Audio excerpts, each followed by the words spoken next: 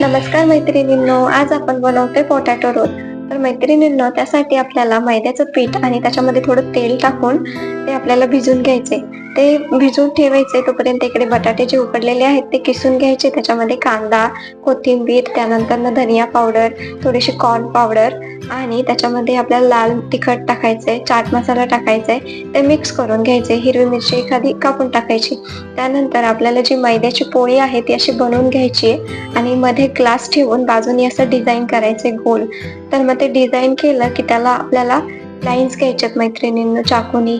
मग अशा लाईन्स घेतल्या की त्याच्यानंतर ना असे डिझाइन त्याचे जे पोटॅटो रोल जे बनणार आहेत ते कुरकुरीत बनतील.